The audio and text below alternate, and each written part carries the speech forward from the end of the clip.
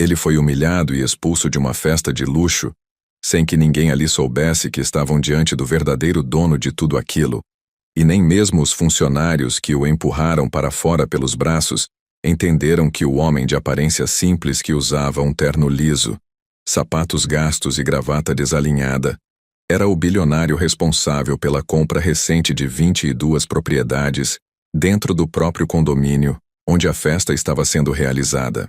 Seu nome era Davi Alencar, mas ninguém o conhecia por esse nome no meio social exibido que circulava entre os convites das colunas da revista Society, onde tudo precisava parecer caro, exclusivo e controlado. Ele era o sócio oculto de uma empresa de energia renovável que multiplicou lucros durante a pandemia e, há menos de um ano, havia comprado discretamente o Grupo Três Torres, o conglomerado que controlava toda a administração do Vale Imperial, inclusive o salão onde a festa ocorria. Davi chegou naquela noite sem motorista, sem relógio suíço, sem acompanhante, dirigindo um carro popular alugado, com um convite impresso num papel sulfite comum e com uma postura que, para os padrões de quem estava ali dentro, beirava o ofensivo. Os primeiros olhares atravessaram ele com desprezo antes mesmo de que se aproximasse da recepção. O segurança o interceptou ainda na escada de mármore com um gesto de mão e voz seca. A lista tá fechada, só entra com pulseira.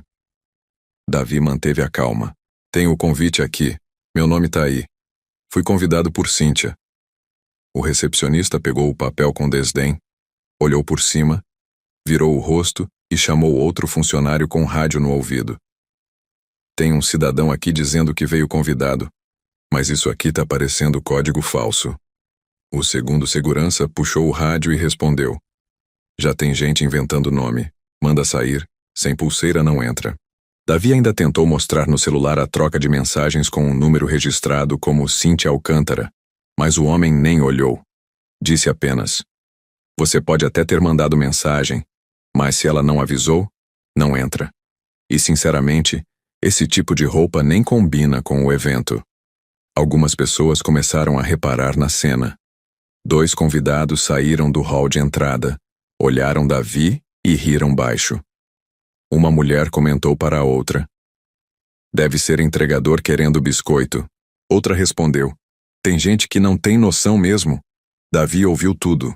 Olhou em volta e reconheceu ao menos 7 rostos que já haviam recebido dinheiro diretamente da sua empresa em ações, parcerias ou projetos de fachada.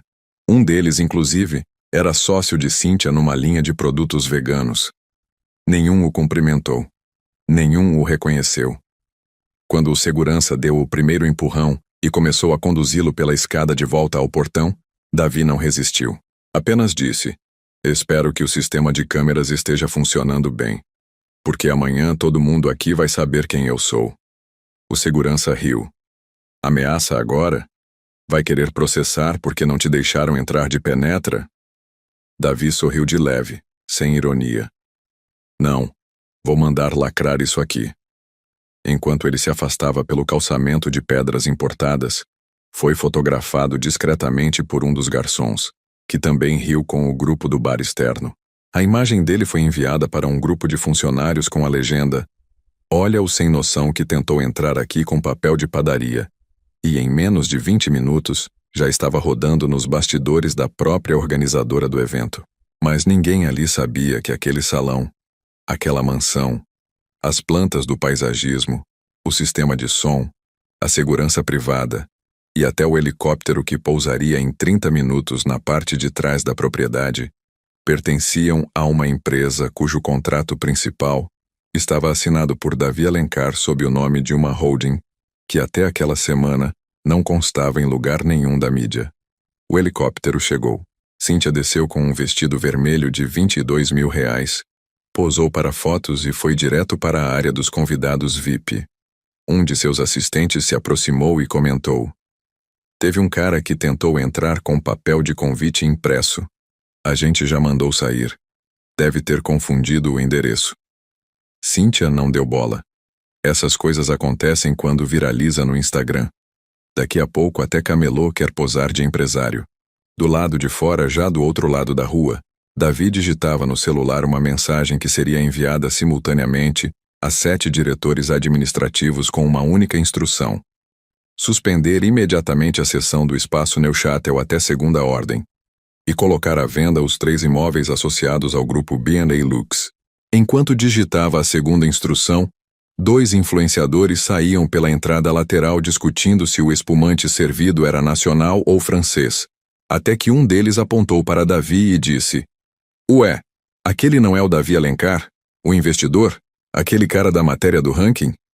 O outro hesitou, arregalou os olhos, puxou o celular e sussurrou: "Não pode ser. Ele tá com roupa de tio de repartição pública. Não é possível." Mas era.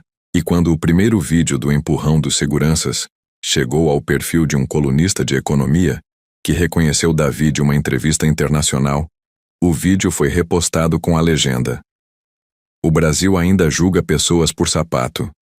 Este homem foi barrado em festa de luxo hoje.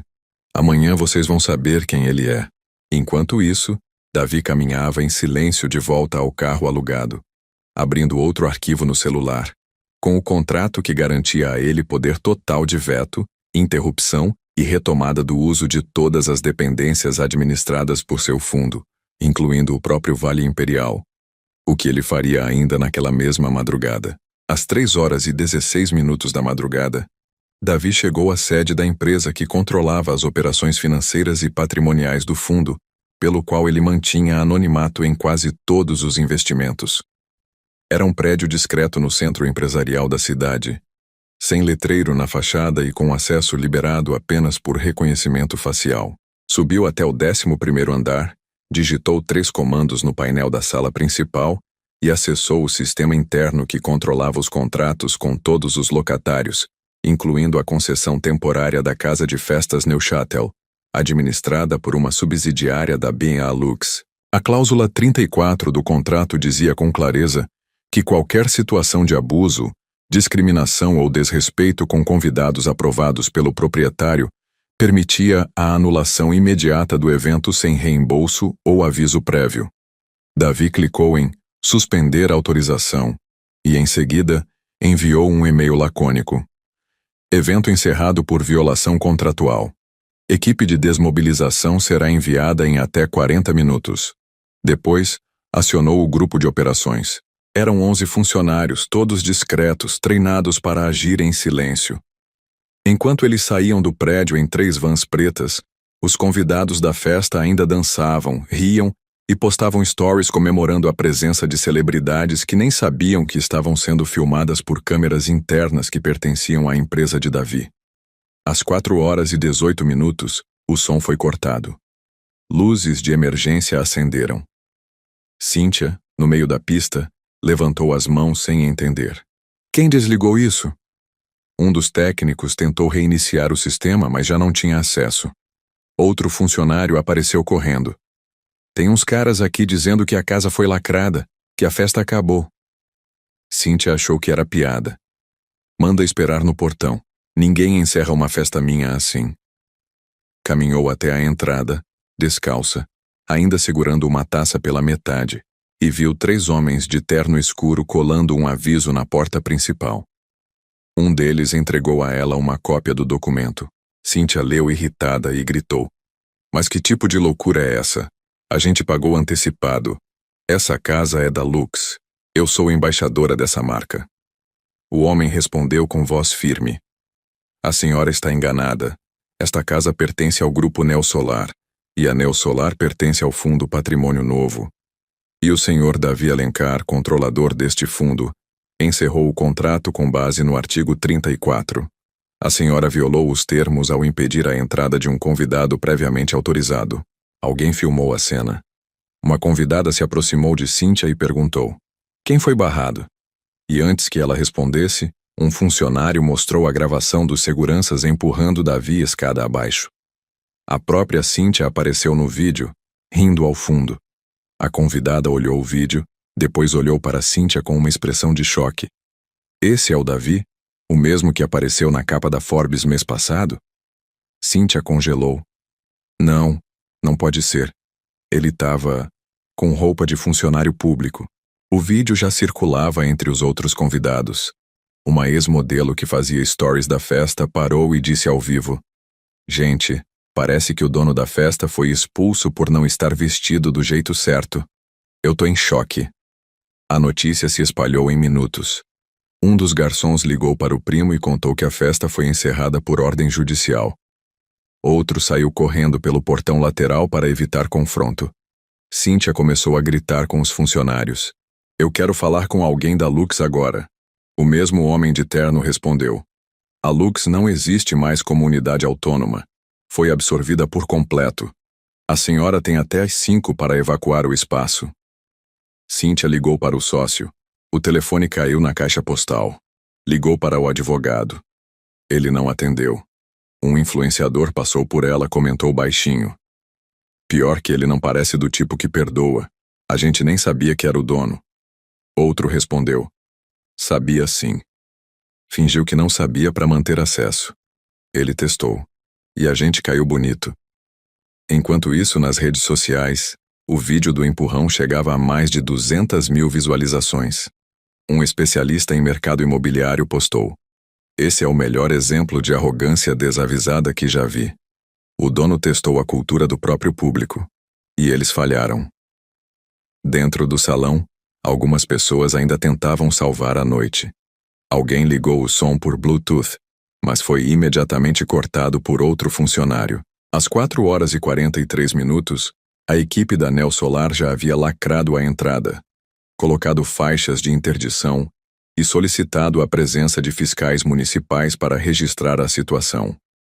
Às 5h03 da manhã, uma viatura chegou. Cíntia tentava explicar, mas ninguém mais queria ouvir. Um dos fiscais pediu para que ela mostrasse o contrato. Ela não tinha. "Meu sócio cuidou disso." O fiscal então respondeu: "Seu sócio neste caso é quem acabou de cancelar tudo. A senhora violou as regras do próprio dono." E enquanto os convidados saíam um por um pelas laterais, sob o olhar confuso da vizinhança, o nome Davi Alencar começou a aparecer em todos os canais de notícia. Manchete após manchete diziam: "O bilionário que foi humilhado numa festa que ele mesmo bancava." Enquanto isso, Davi ainda estava no escritório, revisando a lista de contratos que ainda faltavam encerrar e preparando uma notificação pessoal para Cíntia, exigindo retratação formal e aviso de processo por danos morais e uso indevido de marca, que seria entregue antes das 8 da manhã do mesmo dia. Às 7h58 da manhã seguinte, o portão de vidro espelhado da sede da Lux Cosmetics foi aberto por 2 oficiais de justiça, acompanhados de um representante da holding Neo Solar e um advogado do grupo Patrimônio Novo. Na recepção, a funcionária reconheceu o nome do mandado e tentou ligar para a presidência, mas o telefone já havia sido desligado. Em menos de 20 minutos, as salas da diretoria foram notificadas e todas as atividades da empresa foram formalmente suspensas por 72 horas para verificação de cláusulas abusivas em contratos ligados à marca pessoal de Cíntia Brandão de Alcântara. No mesmo instante, Cíntia estava em casa, de roupão, tentando controlar a avalanche de mensagens em seu celular. O vídeo da noite anterior já havia ultrapassado 2 milhões de visualizações. Vários patrocinadores suspenderam campanhas e a hashtag Mara Cíntia expulsou o dono já era o assunto mais comentado do país. Em grupo privado com outras influenciadoras, ela desabafou: "Eu não sabia quem ele era. Ninguém me avisou. Ele estava com cara de motorista." Uma respondeu: "Mesmo se fosse, era só tratar como gente." Outra mandou: "Você perdeu o salão, a marca e agora ninguém quer mais colar imagem contigo. Foi desumano." Enquanto isso, Davi assistia em tempo real aos desdobramentos. Sua equipe jurídica já havia protocolado ações por difamação, quebra de contrato e danos morais. Mas ele não queria apenas compensação. Queria escancarar como funciona o jogo dos ricos que fingem ser inclusivos, enquanto reproduzem exclusão por aparência. Por isso, autorizou que as imagens captadas pelas câmeras internas da Casa Neuchâtel, todas de propriedade de sua empresa, fossem liberadas à imprensa mediante uma única exigência: que o vídeo fosse exibido do início ao fim, sem cortes. Às 10 horas da manhã, o programa de notícias matinal exibiu a gravação completa. Davi chegando com o convite, sendo ignorado, empurrado, insultado e finalmente sendo tirado pelos seguranças sob risadas de convidados. A apresentadora interrompeu o quadro e comentou ao vivo: "Isso não é apenas um erro de reconhecimento. Isso é a prova de que o preconceito social está institucionalizado." Diversas empresas começaram a se manifestar publicamente. 3 multinacionais anunciaram o rompimento com Cynthia. Uma marca de roupas divulgou nota afirmando que retiraria do mercado toda a linha lançada em parceria com a influenciadora. Enquanto isso, funcionários da própria Lux começaram a compartilhar relatos anônimos de assédio moral, metas abusivas e tratamento desigual. Um ex-diretor postou: "Se com o dono do salão ela foi capaz de agir assim, imagina com os funcionários." Davi permaneceu em silêncio. Não postou nada. Apenas autorizou a criação de um fundo de apoio a empreendedores rejeitados por aparência, classe ou escolaridade. Nome do fundo: Convite Aberto. Às 13h10, Cynthia publicou uma nota pedindo desculpas e afirmando que não teve a intenção de ofender ninguém, que o evento foi terceirizado e que confiou em sua equipe. Mas a resposta foi um silêncio público seguido de mais boicotes. Nenhuma marca comentou. Nenhum jornalista repostou. O público já havia tomado sua posição. Às 14h, o advogado de Davi entrou em contato com a assessoria de Cynthia e disse apenas: "A nota não altera o dano. Nosso cliente não busca vingança, busca correção. E a única forma de corrigir é que tudo isso se torne visível." Cynthia tentou marcar uma reunião pessoal com Davi. Ele recusou. Apenas enviou a seguinte resposta: "Vocês me ensinaram a investir onde não se espera retorno imediato. Agora vão aprender que algumas festas custam caro demais para quem finge saber quem está no controle." Ao final da tarde, um jornalista revelou que, ao todo, Davi era sócio majoritário de 8 dos maiores fornecedores que sustentavam o ecossistema de eventos de luxo da região. Em outras palavras, ele podia interromper não apenas uma festa, mas todo o sistema de aparência e exclusão em torno dela. E foi exatamente isso que começou a fazer naquela noite, em uma nova reunião estratégica marcada em sigilo, com um grupo de investidores que há tempos procurava uma brecha para derrubar o monopólio informal das marcas personificadas em figuras públicas que já não representavam mais nada, além do próprio ego. Às 6h33 da manhã seguinte, Davi chegou ao prédio da Rede Federal de Comunicação Pública para uma reunião com a diretoria editorial. Levava consigo uma maleta contendo cópias integrais dos contratos de aquisição das estruturas envolvidas, além de uma carta de intenção formalizando sua decisão de abrir uma nova plataforma nacional de exposição e denúncia de abusos estruturais cometidos por figuras públicas que utilizavam a imagem como ferramenta de exclusão e manipulação. A proposta era clara: um programa semanal que exibisse, com base em provas documentais, os bastidores de como o dinheiro circulava entre influenciadores, empresários e políticos locais para controlar quem era visível, quem era desejável e quem era descartável. A resposta inicial foi de hesitação. "Isso vai bater de frente com patrocinadores fortes, Davi. Você sabe que algumas dessas figuras têm contratos de publicidade com estatais." Ele respondeu sem levantar o tom. "Se o dinheiro público serve para vender ilusão, então está mal investido. Quero devolver o foco para quem não consegue nem entrar pela porta da frente." Enquanto isso, do outro lado da cidade, Cynthia Brandão reunia seus advogados e relações públicas numa tentativa desesperada de estancar a sangria de contratos. Pelo menos 10 marcas já haviam cancelado campanhas com ela. Seu nome já não era mais aceito nem em eventos de segunda linha. Um dos assessores propôs gravar um vídeo humanizado, mostrando ela arrependida. Outro sugeriu ir para fora do país e esperar o escândalo perder força. Cynthia bateu na mesa. "Ninguém me avisou quem era esse cara. Ele devia ter se apresentado direito." O advogado foi direto. "Ele não era obrigado. E mesmo se fosse só um convidado comum, o que vocês fizeram não tem defesa. O vídeo é claro. A risada é sua. O desprezo é visível. Enquanto isso, o vídeo do empurrão já ultrapassava 5 milhões de visualizações. Um canal de jornalismo investigativo publicou uma matéria revelando que Davi havia recusado, há poucos meses, uma homenagem em Brasília por não compactuar com eventos que premiam quem nunca viu a base de um boleto vencido. Essa frase viralizou. Camisetas foram criadas.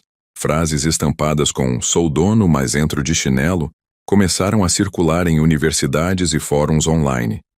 Às 11h42, a primeira reunião de investidores interessados no projeto social proposto por Davi foi realizada numa sala anexa à sua sede. Estavam presentes representantes de 3 fundos internacionais, 2 diretores de universidades públicas, uma promotora de justiça e um ex-morador de rua que agora dirigia uma cooperativa de trabalhadores informais. Davi falou pouco. Preferiu escutar.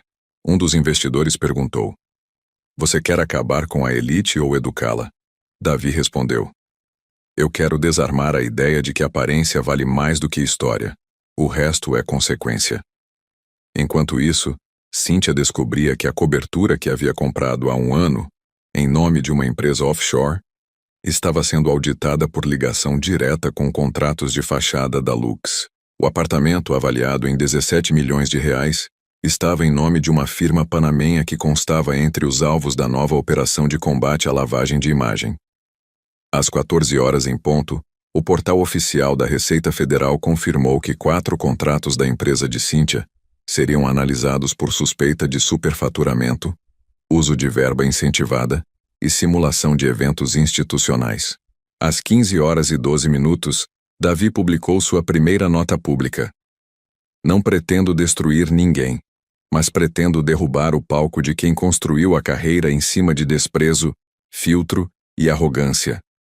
A justiça não será feita no tribunal, mas no olhar de quem nunca teve um lugar na mesa." Enquanto as reações explodiam em apoio, repórteres se aglomeravam em frente ao prédio da sede de eventos de luxo, que ainda exibia o letreiro da marca de Cíntia, agora riscado com fita preta e papel colado com a palavra "encerrado". Do alto da sacada, Davi observava tudo com um café na mão. Um funcionário se aproximou e disse: "O senhor quer que a gente troque a fachada?" Davi respondeu: "Não, deixa, eles precisam ver que acabou." Às 17h54, a fachada da sede da Benelux em São Paulo foi tomada por câmeras, repórteres, fotógrafos e manifestantes, segurando placas com frases como: "Respeito não depende da roupa, não é sobre luxo, é sobre caráter." E Davi representa quem nunca foi convidado. Em questão de horas, dezenas de coletivos sociais, movimentos estudantis e até grupos de pequenos empreendedores começaram a tratar Davi como símbolo de uma virada cultural. Ele, no entanto, permaneceu em silêncio público, apenas autorizando, por meio de sua equipe, que todo o material do caso fosse disponibilizado de forma gratuita para educadores, universidades e veículos independentes. Enquanto isso, dentro de um flat alugado no bairro dos Jardins, Cíntia tentava coordenar sua defesa com uma equipe de crise reduzida, já que 3 assessores haviam pedido demissão depois da repercussão do vídeo. Ela não comia desde a noite anterior, não atendia familiares e insistia que o que estavam fazendo com ela era desproporcional, exagerado e injusto. "Eu cometi um erro, mas estão me linchando como se fosse criminosa", disse enquanto chorava para o advogado. "Você não foi presa, Cíntia, mas foi desmascarada. E não foi só pelo que fez com o Davi, foi pelo que vinha fazendo há anos com quem você achava inferior." Enquanto ela tentava gravar um vídeo com um pedido de desculpas, mal conseguia falar olhando para a câmera. Foram feitas 17 tentativas, todas descartadas por parecerem pouco sinceras, nas palavras do único assessor que ainda restava. Do outro lado da cidade, Davi se reunia com 2 diretores de instituições filantrópicas e 3 jornalistas que vinham acompanhando casos parecidos em silêncio, sem espaço na mídia tradicional. A proposta agora era ampliar o impacto, criar um banco de dados com histórias semelhantes. Gente expulsa de restaurantes, barrada em entrevistas de emprego, ignorada por não ter aparência considerada adequada. Davi abriu uma conta com investimento inicial de R$ 40 milhões para financiar projetos que combatessem esse tipo de exclusão. Nome da iniciativa: Projeto Ninguém Precisa Saber Quem Sou. Às 18h10, um boletim extraordinário foi publicado por um canal nacional. A controladora da empresa que expulsou o bilionário Davi Alencar está sendo investigada por suspeita de uso indevido de verba pública para eventos não executados. Cíntia viu o aviso na tela da TV do quarto onde estava trancada. Gritou, jogou o controle no chão e chorou. Eles vão acabar comigo. O advogado apenas respondeu: você se destruiu sozinha. A diferença é que agora está visível. Aldai. Enquanto isso, Davi passou a receber milhares de mensagens de apoio de pessoas anônimas que contavam situações parecidas. Um porteiro barrado no buffet, onde seria homenageado, uma diarista expulsa de um salão porque usava chinelo, um jovem negro impedido de visitar um amigo no condomínio. Todos tinham algo em comum. Foram julgados pela aparência. Davi mandou imprimir essas mensagens em um mural fixado na entrada da sede da sua fundação. Numa das mensagens, uma mulher dizia: quando fui barrada na formatura da minha filha porque disseram que eu não parecia mãe, eu me senti menos do que gente. Hoje, vendo o que você fez, eu chorei. Porque pela primeira vez alguém com poder fez o que a gente não pode. Às 19h32, a sede da empresa de eventos de luxo usada por Cíntia foi oficialmente notificada de encerramento compulsório por falência operacional. Nenhum fornecedor aceitou continuar após o escândalo. Um a um, os contratos foram cancelados. A marca, que era vista como referência no setor, sumiu em menos de 24 horas. Enquanto isso, Davi fazia questão de não aparecer. Não quero transformar isso em espetáculo, quero que vire estrutura. Numa das reuniões, uma jornalista perguntou se ele se sentia vingado. Ele respondeu: vingança é pessoal.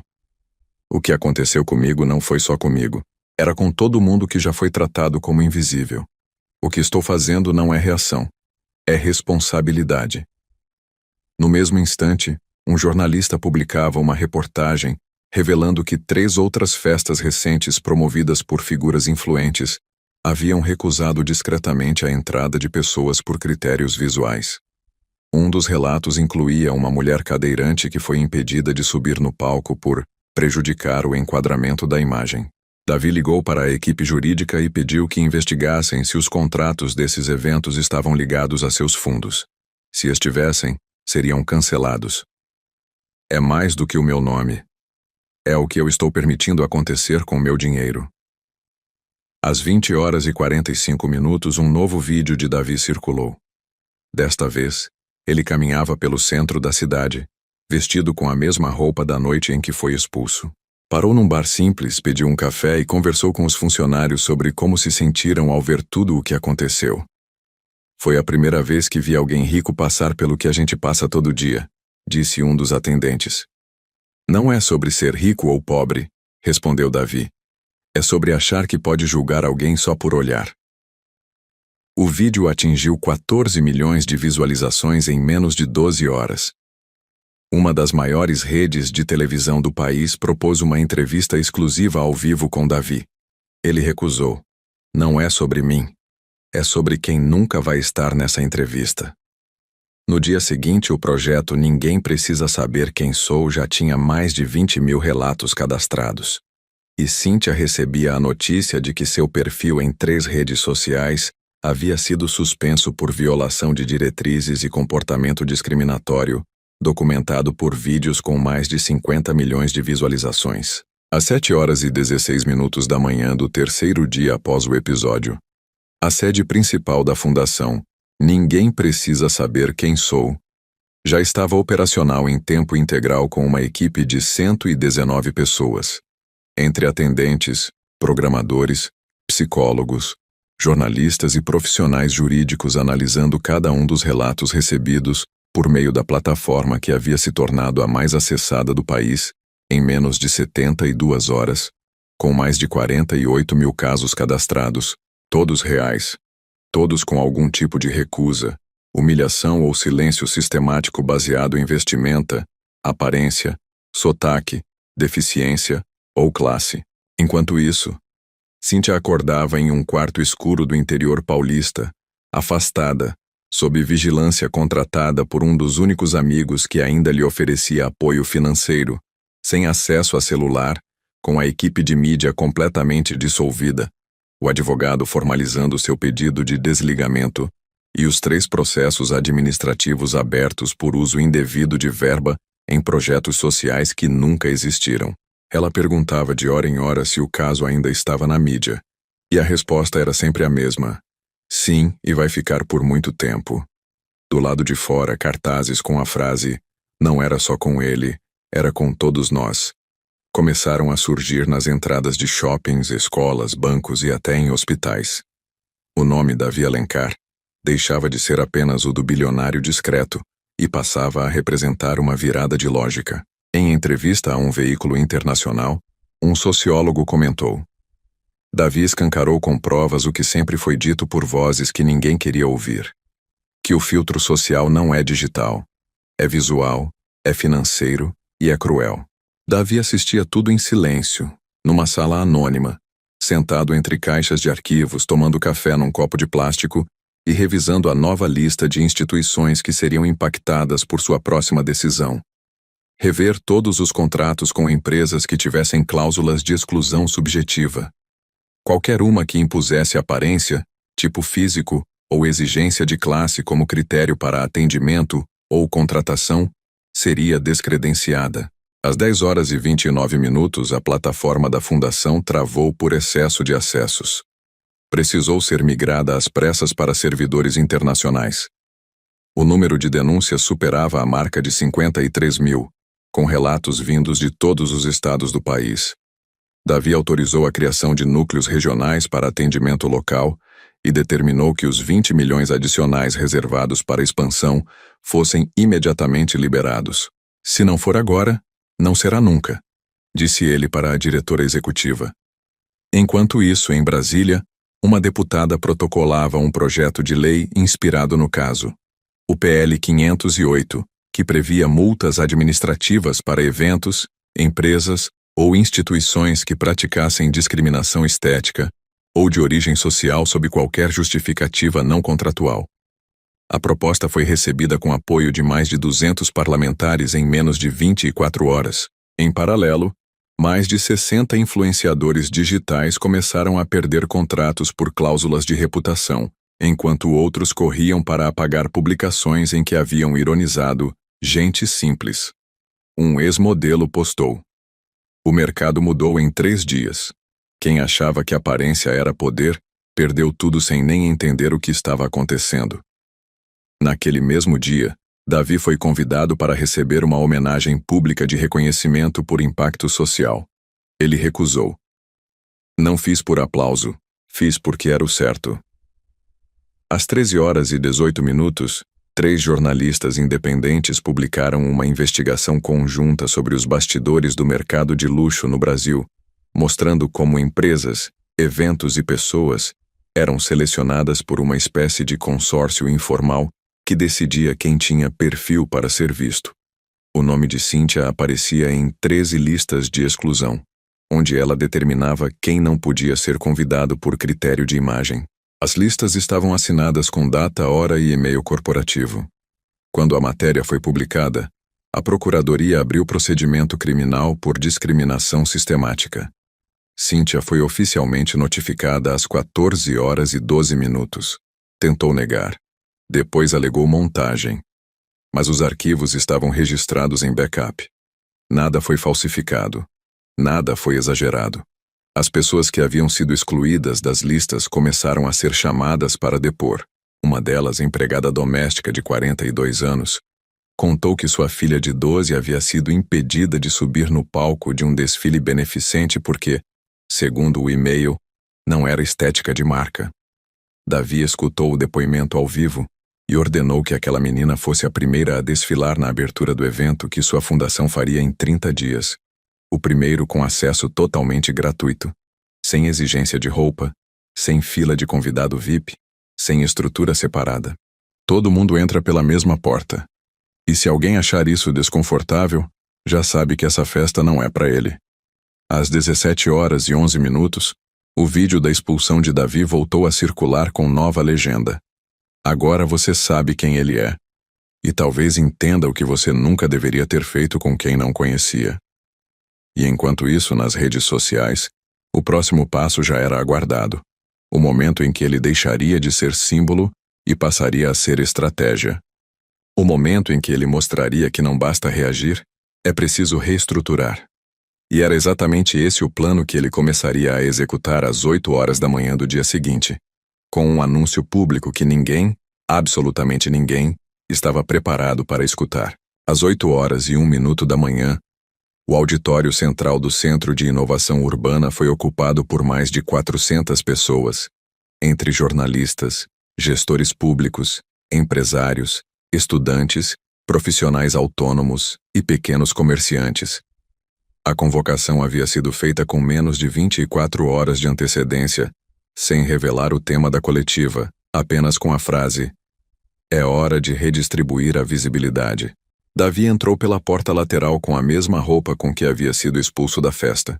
O terno preto simples, o sapato gasto e a gravata desalinhada, e caminhou direto até o púlpito, onde não havia logomarca, nem patrocinador.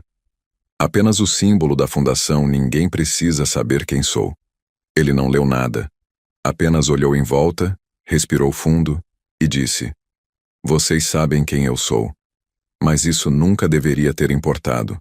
A partir de hoje, eu não serei mais o rosto da minha própria estrutura." Todos se entreolharam em silêncio. Ele continuou: "Anuncio agora a renúncia da minha posição de presidente executivo da fundação. Ela será comandada por um conselho de 12 pessoas, escolhidas entre os primeiros 100 denunciantes que nos relataram casos concretos de exclusão. Não terão formação obrigatória, não terão imagem pública, terão apenas vivência." Alguns jornalistas começaram a anotar freneticamente. Davi prosseguiu: "Minha fortuna pessoal será redistribuída em fundos de desenvolvimento local, divididos entre os 40 municípios que mais contribuíram com denúncias documentadas." Uma mão se levantou na plateia. Uma repórter perguntou: "O senhor está doando tudo?" Davi respondeu: "Não estou doando, estou devolvendo. Porque se essa fortuna foi acumulada num sistema que discrimina quem parece ser menos, então parte dela é dívida." Um silêncio pesado se instalou no auditório. Davi se afastou do microfone, entregou um envelope selado à diretora interina da fundação e saiu pela porta sem dar entrevistas. Às 9h17, a carta foi publicada na íntegra em mais de 120 portais de notícia do país. Em menos de uma hora foi traduzida para 7 idiomas. Em 32 páginas, Davi explicava como funcionava o ciclo de exclusão dentro do próprio sistema financeiro, como conselhos administrativos filtravam candidatos por aparência antes mesmo de analisar currículo, como campanhas publicitárias escolhiam rostos e vozes a partir de estereótipos, e como a lógica da exclusividade criou um apartheid invisível no meio da elite. Às 11h38, o nome de Davi Alencar foi anunciado como uma das 100 pessoas mais influentes do mundo por um dos principais jornais internacionais, não por sua fortuna, mas pela decisão de desmontá-la publicamente. Em paralelo, o projeto de lei protocolado com base na fundação foi aprovado em caráter de urgência pela Comissão de Direitos Humanos. Às 13h55, Cíntia Brandão deixou o local onde estava escondida e tentou conceder uma entrevista exclusiva para tentar recuperar sua imagem. Durante a gravação, tentou demonstrar fragilidade, mas foi confrontada ao vivo por uma das jovens que teve sua entrada negada numa campanha por não ter perfil estético. A entrevistadora não interrompeu. Apenas olhou para a jovem e disse: "Você quer dizer algo para ela?" A menina respondeu: "Não, eu só vim ver como era alguém que construiu tanto em cima de quem ela pisou." O vídeo viralizou. O pedido de desculpas foi ignorado. Às 15h18, a primeira lista pública de empresas associadas à lógica de exclusão foi publicada em parceria com a Receita Federal. Eram 87 marcas com contratos diretos com agências que restringiam acesso a eventos, castings e oportunidades por critérios subjetivos e visuais. 23 delas anunciaram revisão imediata de suas políticas. Davi assistia a tudo do mesmo escritório sem logo, com paredes brancas, apenas com 2 mesas, uma garrafa térmica e uma cadeira vazia. A cadeira era para quem viesse trazer um caso novo, e vieram. Mais de 50 pessoas passaram naquele mesmo dia. Uma delas, catadora de papelão, entregou uma carta escrita à mão dizendo que foi impedida de entrar num posto de saúde porque acharam que ela estava ali para pedir esmola. Outra, de 92 anos, contou que foi ignorada num velório de família porque disseram que ela não combinava com a estética do local. Cada relato era lido por Davi em silêncio. Ao final, ele escrevia uma única frase ao pé do papel: "Você tem nome." No mesmo dia, a fundação anunciou que as próximas campanhas publicitárias seriam feitas com os próprios denunciantes, sem maquiagem, sem produção, sem direção de arte. A primeira campanha foi lançada com a frase: "O que você viu quando olhou para mim?" Às 17h46, Cíntia foi intimada a prestar esclarecimentos na Comissão Nacional de Igualdade e Equidade de Acesso. Às 18h10, seu perfil nas 2 últimas redes que restavam foi banido permanentemente por violação grave de diretrizes. Às 19h03, o site da fundação bateu a marca de 100 milhões de acessos. Davi saiu do prédio pela porta lateral.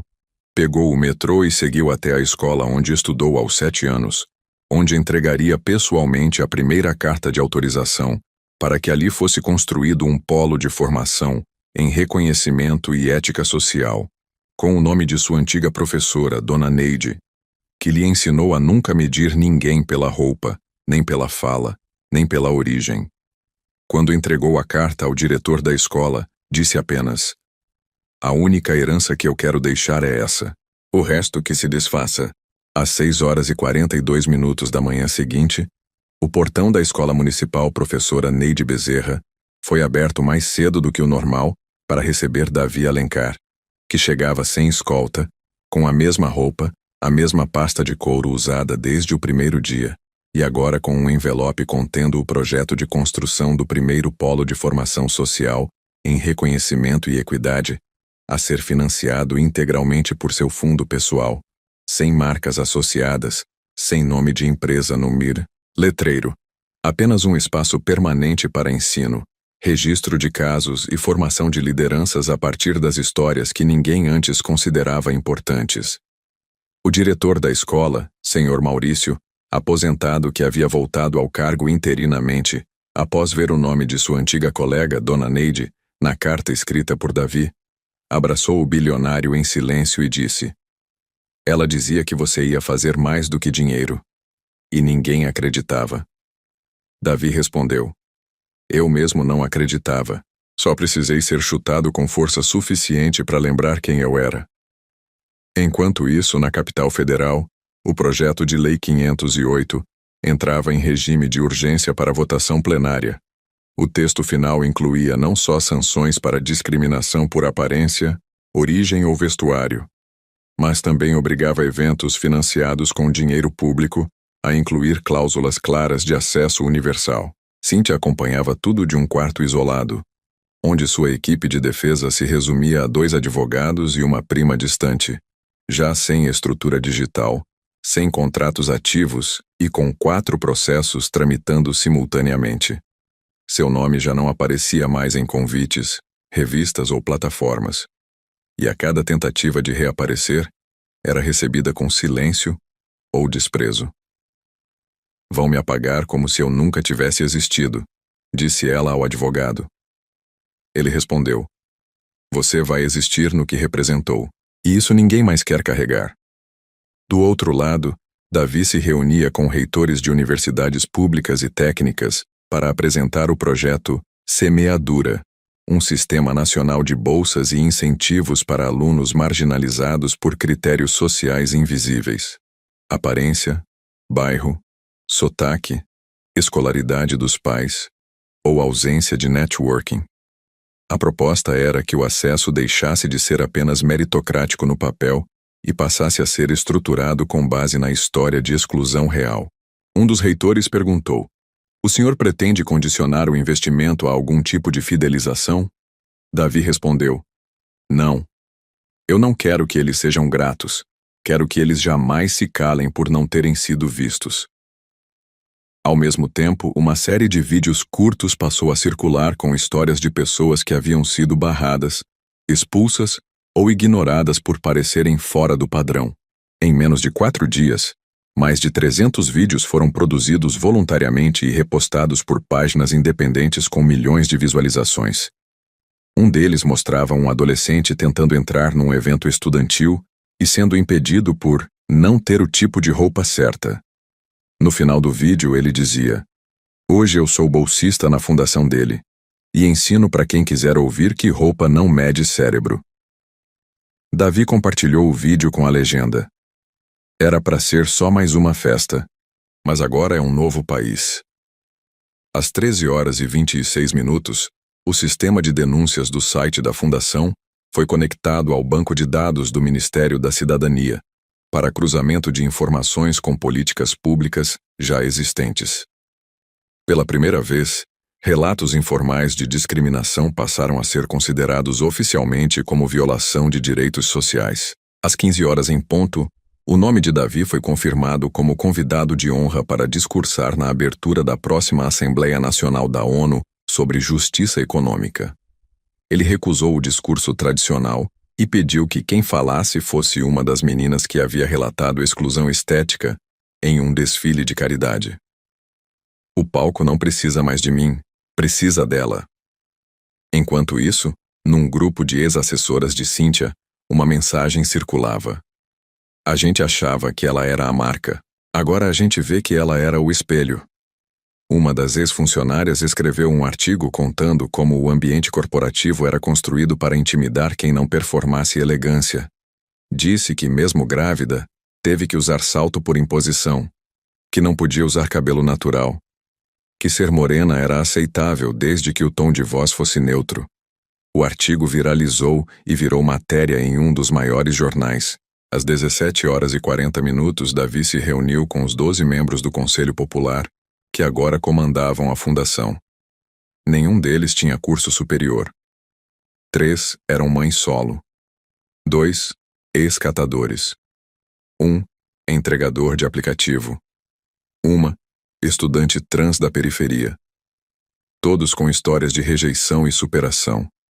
Davi apenas ouviu, anotou e ao final disse: "Vocês têm o que eu nunca tive: autoridade por vivência." Um deles, chamado Jonatas, respondeu: "A gente só quer garantir que o próximo que for chutado não precise ter bilhões para ser escutado." E Davi respondeu: "É para isso que estou colocando os meus bilhões nas mãos de vocês." Às 18h52, a fachada da fundação foi alterada. Agora não exibia mais o nome de Davi, apenas a frase: "Se você já foi ignorado por ser quem é, esse lugar é seu." E nesse exato momento, uma nova notificação foi emitida pelo sistema interno da Presidência da República, convocando Davi para uma audiência pública sobre reforma de acesso social em contratos de cultura, educação e desenvolvimento econômico.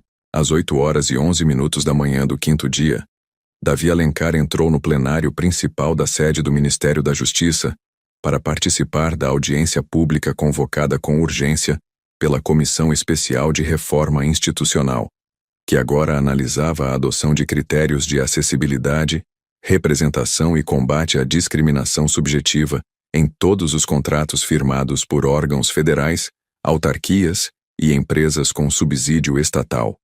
A sala estava lotada: 152 representantes de movimentos sociais, 53 gestores públicos e 41 parlamentares aguardavam a chegada dele em silêncio. Mas, para surpresa de todos, Davi não entrou sozinho. Com ele vieram os 12 membros do Conselho Popular da Fundação, agora com plenos poderes de voz e voto, reconhecidos legalmente por decisão judicial publicada na noite anterior. O primeiro a falar Não foi Davi.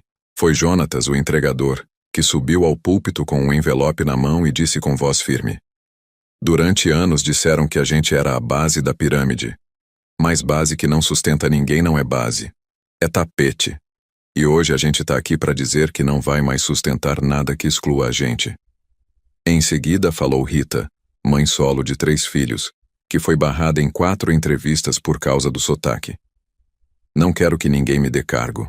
Só quero que parem de rir quando eu falo como minha mãe falava.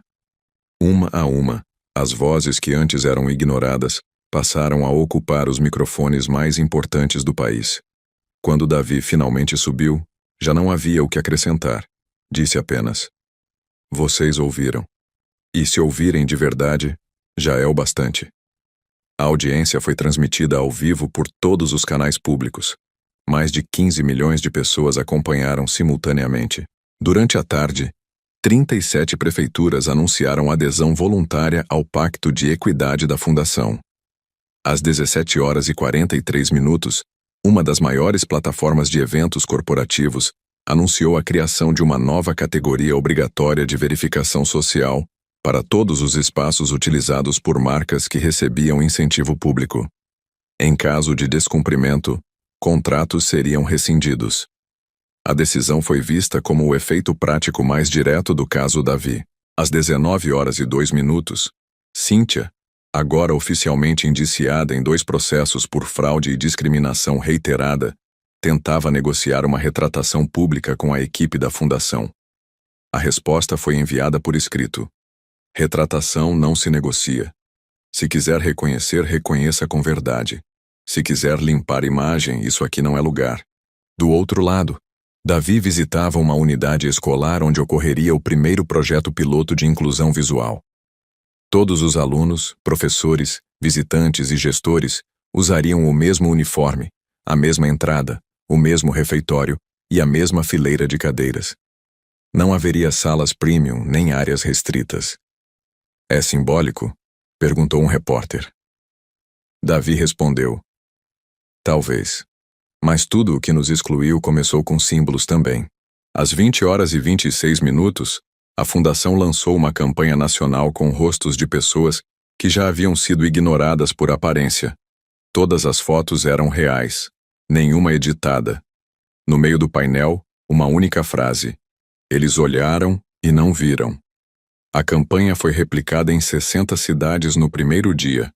Enquanto isso, na antiga mansão Neuchâtel, agora desocupada, Davi entrou pela porta da frente acompanhado de 2 trabalhadores da limpeza e de uma ex-funcionária da recepção que havia sido demitida por não sorrir com os olhos.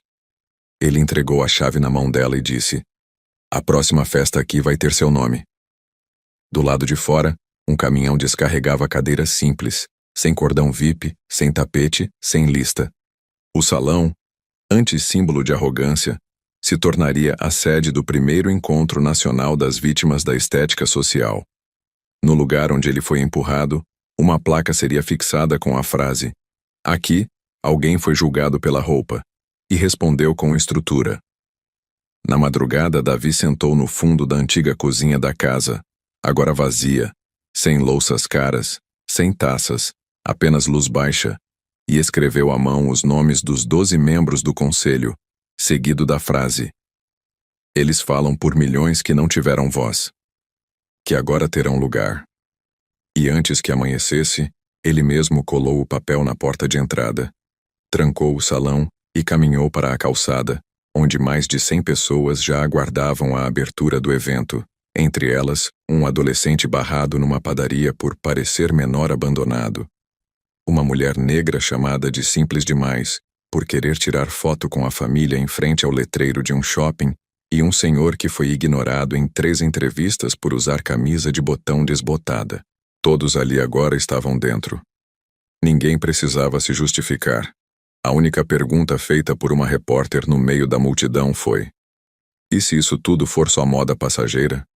E Davi respondeu sem parar de andar: Então a gente veste até virar hábito. Às 6h22 da manhã de uma segunda-feira nublada, a primeira reunião internacional sobre equidade visual, acesso universal e combate à exclusão estética teve início no auditório da Universidade de Genebra, na Suíça, com mais de 130 delegados de 25 países, e entre eles apenas uma presença brasileira, Davi Alencar, que chegou vestindo a mesma roupa de sempre, sem staff, sem tradutor oficial, com apenas um caderno de anotações nas mãos e uma mochila de lona nas costas. Os organizadores ficaram surpresos quando, ao ser chamado para a abertura do painel, Davi não subiu sozinho ao palco, mas acompanhado de 4 representantes da fundação que ele havia criado no Brasil, nenhum deles com formação acadêmica formal, todos com relatos diretos de exclusão social. Subiu primeiro Rosana, 37 anos, ex-faxineira, hoje coordenadora do Programa de Reconhecimento Escolar da Fundação. Em seguida veio Edinho, 24 anos, ex-entregador que foi expulso de um coquetel de economia por estar de mochila. Depois Clara, adolescente de 17 anos que havia sido barrada num desfile de debutantes por não combinar com o conceito visual do evento. Por fim entrou Paulo, 62 anos, aposentado, que foi ignorado por um banco inteiro durante 6 horas, por não usar terno. Cada um falou por até 5 minutos, sem ler, sem teleprompter, apenas contando o que viveram. A plateia permaneceu em silêncio absoluto. Em seguida, Davi subiu. Disse que não traria dados nem gráficos. Hoje, os números falam por eles. Eu vim para lembrar que vocês não são medidos pela média, mas pelo silêncio. Se vocês nunca ouviram falar da estética social excludente, é porque ela funciona em silêncio. E se ela continuar funcionando, seus filhos vão aprender a excluir antes mesmo de saber por quê. O discurso foi aplaudido de pé, mas não por todos. Nas últimas fileiras, representantes de 3 empresas globais que controlavam mais de 50% dos contratos de eventos de alto padrão no continente permaneceram sentados. Um deles murmurou para o outro: "Se esse cara ganhar força aqui, a gente perde o modelo." Outro respondeu: "Já tá tarde. Ele não quer contrato, quer cultura." Às 8h55, a fala de Davi foi publicada oficialmente no site da universidade com o título: "Quando ser visto depende da roupa, o erro não está em quem entra mal vestido, mas em quem faz a triagem." Ao mesmo tempo, no Brasil, mais de 300 prefeituras já haviam adotado normas obrigatórias de acesso horizontal em todas as unidades públicas e eventos culturais com verba municipal.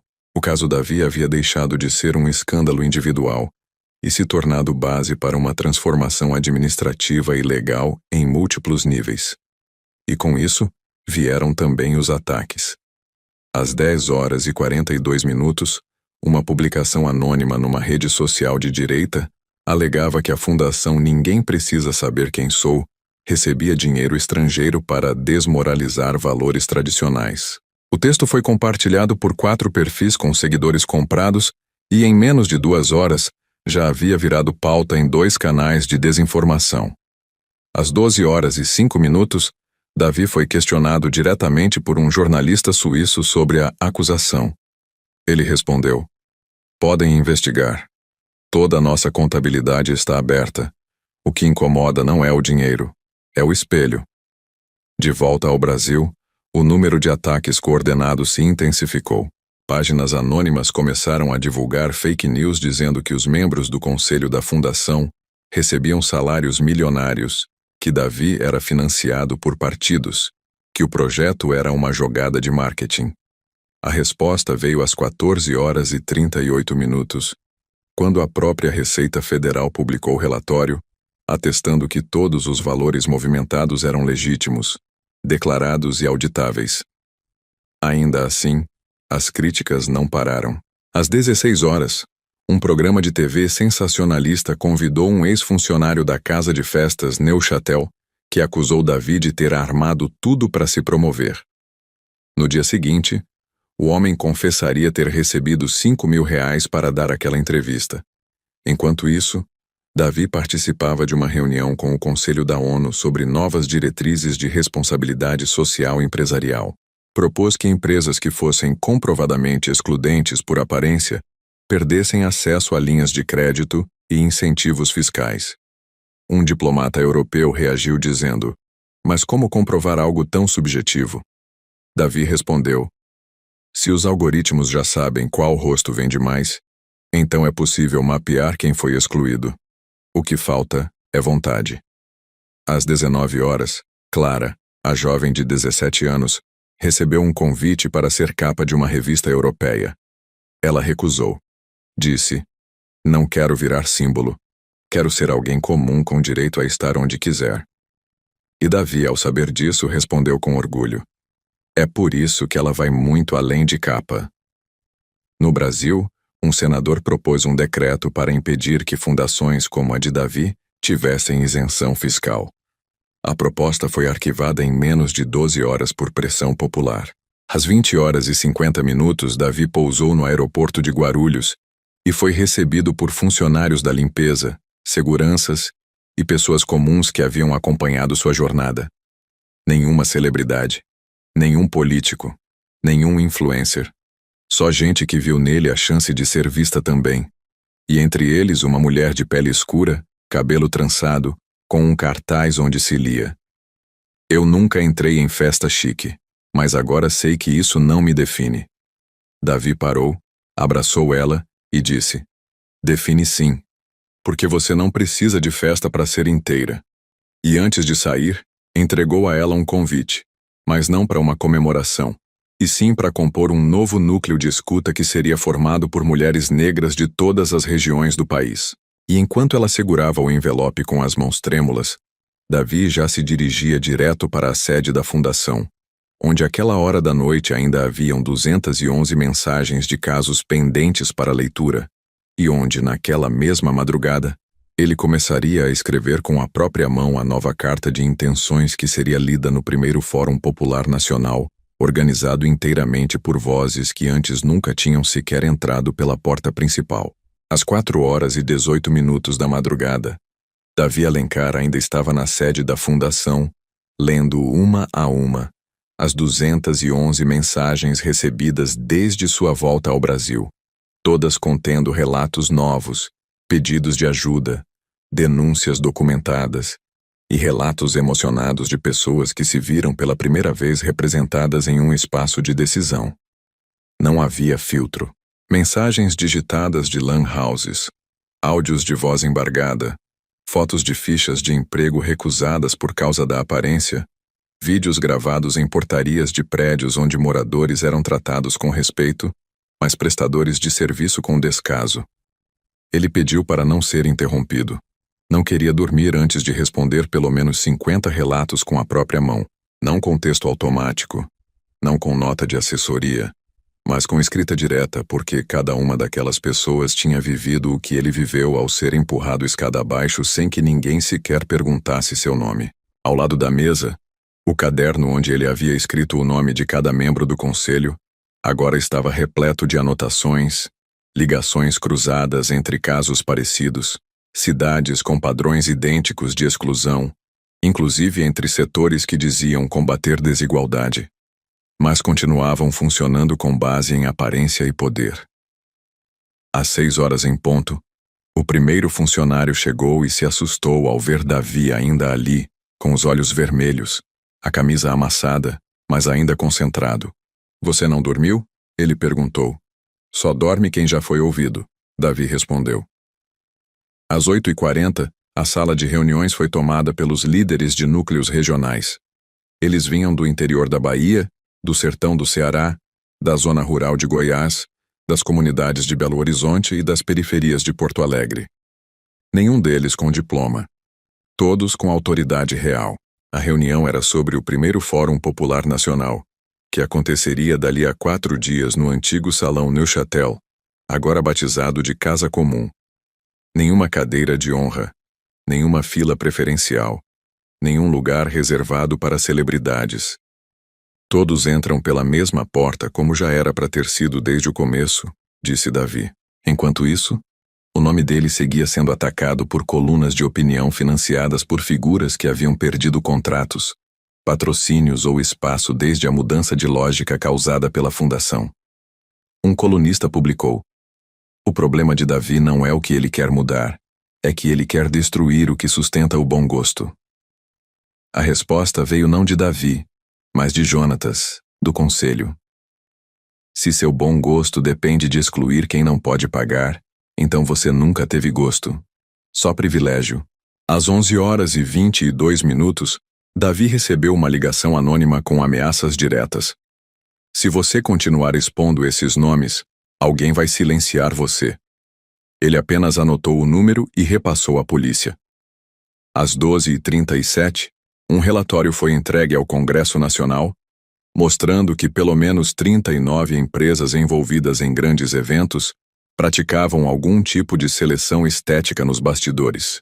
Às 13h, uma rede de shoppings anunciou sob pressão a retirada de cláusulas que impediam pessoas com vestuário inadequado de permanecer nas áreas comuns. Às 15h, um dos maiores grupos de comunicação do país retirou do ar um programa inteiro após denúncias comprovadas de exclusão repetida contra participantes que não performavam bem diante das câmeras. Enquanto isso, Cíntia Brandão, agora isolada, tentou articular uma entrevista internacional para tentar se reposicionar. Nenhuma emissora aceitou. Seu nome se tornou símbolo de tudo que o novo modelo recusava. Às 16h40, a campanha nacional da Fundação foi projetada em 15 fachadas de prédios públicos, com a frase: "A gente sempre esteve aqui, só não nos deixavam entrar." Às 18h, o Ministério da Educação confirmou que as diretrizes de acesso e representação visual sugeridas pela Fundação passariam a ser obrigatórias para todos os projetos culturais escolares com verba pública. Enquanto a máquina institucional começava a mudar, Davi recusava entrevistas. Continuava respondendo relatos, visitando escolas, escutando. Quando lhe perguntaram por que não aproveitava o momento para se candidatar a algo, respondeu com firmeza: "Eu não quero cadeira, quero que todas as cadeiras sejam iguais." Às 19h12, a equipe da Casa Comum finalizava a montagem do auditório popular, onde pela primeira vez, pessoas que haviam sido barradas em eventos de luxo contariam suas histórias no mesmo espaço onde antes se servia espumante para poucos. Nenhuma taça seria usada. Nenhuma marca patrocinaria. Nenhum crachá daria status. E entre os nomes confirmados estavam entregadores, professores de rede pública, cuidadores de idosos, trabalhadores informais e estudantes que, até aquela semana, nunca tinham sequer pegado um microfone. Às 20h56, Davi subiu no segundo andar da fundação e sentou-se na sala de vidro com vista para a rua. Lá embaixo, mais de 500 pessoas esperavam a abertura da fila de escuta. Ele não sorriu, nem chorou. Apenas respirou fundo e disse: "Ainda tem muito para mudar. E a parte mais difícil começa agora." Às 7h53 da manhã do dia da abertura do primeiro Fórum Popular Nacional, o antigo Salão Neuchâtel amanheceu com a fachada tomada por pessoas comuns que viajaram de dezenas de cidades com recursos próprios ou com a ajuda dos núcleos da Fundação, trazendo pastas, cadernos, fotos, documentos e histórias que nunca haviam sido escutadas, todas com algum tipo de exclusão documentada, vivida ou testemunhada. Não havia tapete. Não havia palco. Não havia segurança barrando ninguém. Um grupo de voluntários recebia os participantes com crachás escritos à mão, sem destaque hierárquico. Todos estavam no mesmo nível. Às 8h20, as portas foram abertas, e em menos de 30 minutos, mais de 1.300 pessoas estavam sentadas. Muitas em cadeiras emprestadas, outras no chão, mas todas no mesmo ambiente onde antes se decidia quem podia ou não combinar com a estética de eventos fechados. No centro do espaço havia uma única mesa redonda. Sobre ela, uma placa de madeira entalhada com a frase: "A porta agora é nossa." Davi chegou sem anúncio, sem microfone. Caminhou até a porta da frente com uma folha dobrada no bolso e uma pasta de couro gasta. Entrou pela mesma escada onde havia sido empurrado. Parou no último degrau. Respirou. E foi recebido com aplausos silenciosos, seguidos de um único gesto combinado por todos os presentes: levantar o próprio crachá no ar. Nenhum tinha título, nenhum tinha cargo. Todos tinham nome. Ele caminhou até o centro do salão e sentou-se junto aos demais. Quem abriu o fórum foi uma diarista de 61 anos chamada Lourdes, que começou dizendo: "Quando eu fui barrada na porta do prédio onde limpo 3 vezes por semana, porque achavam que eu era invasora, eu senti que minha vida inteira tinha sido reduzida a uma roupa suada. Hoje, estou sentada onde ninguém queria que eu sentasse." Os depoimentos seguiram por horas. Houve quem chorou, quem gritou, quem não conseguiu falar, e ninguém foi apressado. Ninguém foi interrompido. Às 14h42, Davi foi chamado para falar. Levantou com calma, subiu num pequeno banco improvisado e leu a carta que havia escrito na madrugada anterior. Não mencionou riqueza. Não mencionou vingança. Só disse que aquele espaço existia porque as pessoas que ali estavam nunca aceitaram o silêncio como castigo. Ao final da leitura, desceu do banco e entregou a carta nas mãos de uma jovem indígena que, ao longo da manhã, havia contado que foi impedida de participar de um curso de moda porque o cabelo dela não era comercial. "Você é quem vai guardar isso", disse ele. Ela respondeu: "Eu não vou guardar. Vou distribuir." Às 16h18, o salão inteiro se levantou para participar da leitura coletiva dos primeiros 100 nomes de casos de exclusão registrados oficialmente pelo sistema da Fundação. Cada nome era lido em voz alta e respondido pela plateia com a frase "presente". Às 17h51, mais de 1.000 pessoas já tinham lido nomes. Às 18h12, um grupo de crianças da rede pública entrou no salão com cartazes desenhados à mão com frases como "O que você veste não te torna melhor" e "Ninguém precisa ser bonito para ser respeitado." Quando o último nome foi lido, o salão permaneceu em silêncio por quase 2 minutos. Davi então se levantou e anunciou que a fundação doaria parte do imóvel para abrigar permanentemente o fórum como instituição autônoma, independente e gerida por representantes eleitos diretamente entre os denunciantes.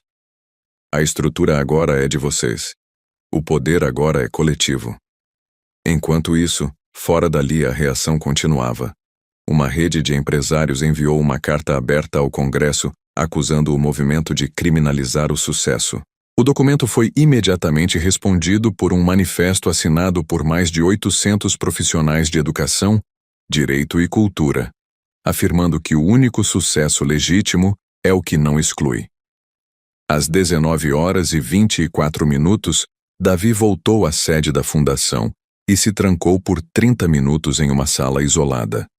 Ao sair, convocou a equipe de TI e determinou a criação de um novo sistema, o Mapa Nacional de Exclusões, uma plataforma pública, transparente e colaborativa, onde qualquer pessoa poderá registrar episódios de exclusão estética, social ou simbólica com dados cruzados por região, tipo de evento e instituição envolvida. Se a exclusão é estrutural, a resposta também tem que ser. No dia seguinte, o sistema já contabilizava mais de 5.000 relatos, e era só o começo. Enquanto isso, Cíntia Brandão recebia a notícia de que sua última tentativa de acordo com a justiça havia sido recusada. Não por falta de provas, mas por excesso. As vítimas agora tinham estrutura, representação e apoio legal. Já não dependiam de exposição para serem ouvidas. O sistema estava em reconstrução, e ela fazia parte do que seria deixado para trás. Davi apenas olhou os dados no monitor e disse: "A gente ainda nem começou a curar o que esconderam debaixo do tapete por gerações." E antes de fechar o dia, escreveu em uma lousa no centro da fundação as palavras que dariam nome ao próximo passo: rastrear, denunciar, reprogramar. Às 5h52 da manhã, a primeira versão operacional do Sistema Mapa Nacional de Exclusões entrou no ar com acesso gratuito, público e atualizado em tempo real, desenvolvido por uma equipe de 38 programadores contratados diretamente pela Fundação, com apoio voluntário de universidades federais e coletivos de tecnologia. O sistema permitia o registro de casos por tipo de exclusão, região, instituição envolvida e desdobramento. Em menos de 2 horas, o volume de acessos superou 800.000 usuários únicos. Davi acompanhava tudo da sala de observação com as mãos cruzadas e olhar fixo no painel. Não é sobre viralizar, é sobre fixar. Cada caso aqui é alguém que passou pelo que eu passei. Mas não tinha câmera filmando. Às 8h37, o sistema detectou que a maioria das exclusões ocorria dentro de instituições públicas terceirizadas. Em segundo lugar, eventos privados com patrocínio estatal. Em terceiro, ambientes corporativos com controle visual informal. Um relatório parcial foi gerado e enviado diretamente ao Ministério Público, que abriu procedimento oficial para investigar possíveis violações constitucionais em processos seletivos e ambientes públicos restritivos. Às 9h20, o sistema foi atacado por uma tentativa de sobrecarga vinda de 17 IPs diferentes. Em vez de derrubar, a equipe transformou o ataque em alerta, exibindo na tela a frase: "Toda tentativa de nos calar agora se transforma em dado." Às 10h43, uma coletiva de imprensa foi marcada no saguão da fundação.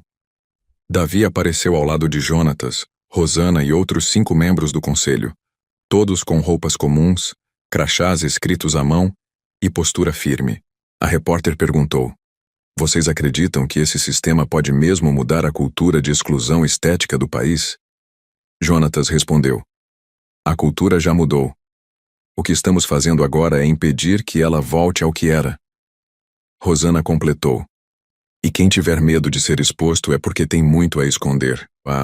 Enquanto isso, nas redes sociais, o termo exclusão estética passou a ser discutido por especialistas, jornalistas, artistas e estudantes em dezenas de rodas de conversa, podcasts e programas educativos. Pela primeira vez, o tema deixava o campo da vergonha individual e ganhava status de problema social com evidência concreta. Às 13h08, o primeiro banco privado emitiu nota pública anunciando a revisão de seus manuais de atendimento e contratação. O comunicado dizia: "Reconhecemos que falhamos ao normalizar padrões visuais como critério informal. Vamos mudar." Às 14h, 3 lojas de departamento foram alvo de protestos após denúncias no mapa mostrarem que funcionários recebiam instruções internas para se afastar discretamente de clientes com aparência considerada fora do padrão. Em uma das unidades, uma funcionária ligou para a fundação e em voz baixa disse: "Obrigada por existir, agora eu sei que o que me mandavam fazer era errado." A ligação foi registrada e incluída no relatório nacional, que seria entregue à Defensoria Pública em menos de uma semana. Às 16h21, Cíntia Brandão foi intimada a depor presencialmente na sede do Ministério da Justiça. A promotora responsável exigiu que o depoimento fosse presencial e sem intermediários. O tempo de blindagem acabou. Cíntia, agora visivelmente abatida, tentou se apresentar com postura ensaiada, mas foi interrompida pela própria promotora. "A senhora não está aqui para se defender publicamente. Está aqui para prestar contas do que sua estrutura fez com centenas de pessoas." Davi acompanhou à distância. Não comemorou. Apenas disse: "Não é sobre derrubar. É sobre responsabilizar." Às 18h47, o sistema do mapa já havia recebido mais de 110 mil relatos.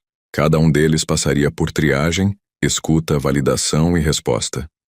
O processo não seria rápido, mas seria feito. E agora ninguém mais seria ignorado por falta de status. No fim do dia, Davi se reuniu com os 12 membros do conselho para discutir o próximo passo: a implementação de núcleos de enfrentamento local, vinculados a escolas, bibliotecas e centros comunitários. A gente precisa que cada bairro tenha alguém preparado para escutar. Nem todo mundo tem internet, mas todo mundo tem história. A frase foi aprovada como base do novo programa. Nome escolhido: Escuta de Rua.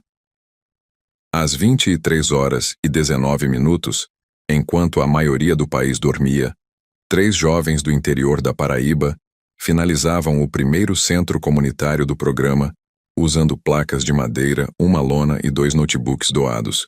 Enviaram uma foto para a fundação, Nela, um cartaz pendurado na parede dizia: "Se você já foi barrado por ser você mesmo, aqui é o seu lugar." E quando Davi viu a imagem no celular, escreveu uma única resposta: "É só o começo." Às 5h22 da manhã seguinte, enquanto o restante do país ainda acordava, os primeiros relatórios do programa Escuta de Rua começaram a chegar à central da fundação, trazendo dezenas de registros feitos por voluntários em comunidades isoladas, onde a internet era fraca, mas a exclusão era visível e antiga.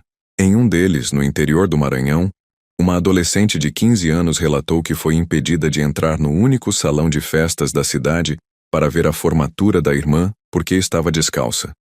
Em outro, no sul de Minas, um homem negro de 64 anos contou que foi recusado em uma entrevista de emprego em uma rede de supermercados após o gerente dizer que ele não tinha aparência de liderança. Cada caso era documentado, analisado, respondido e indexado ao mapa nacional. Em menos de 12 horas, mais de 1.400 novos relatos foram incorporados.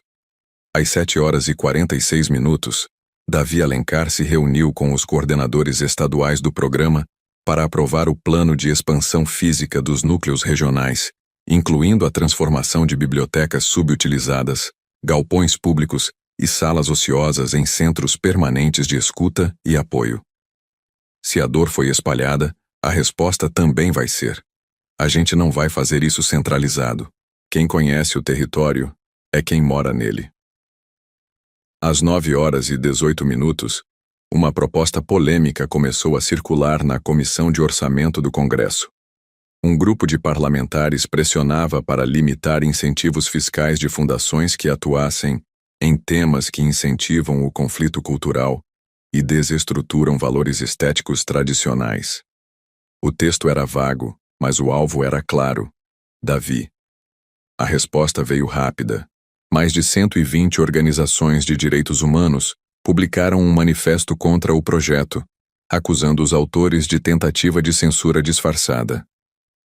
Um dos trechos dizia: "O que esses deputados chamam de estética tradicional é a manutenção de um Brasil onde a aparência ainda define acesso." Às 10h53, uma reunião emergencial entre a Defensoria Pública e a equipe da Fundação definiu o envio de representação formal ao Supremo Tribunal Federal para barrar qualquer medida que limitasse a atuação de iniciativas como o Mapa Nacional de Exclusões. A argumentação era sólida: direito à dignidade não depende de figurino.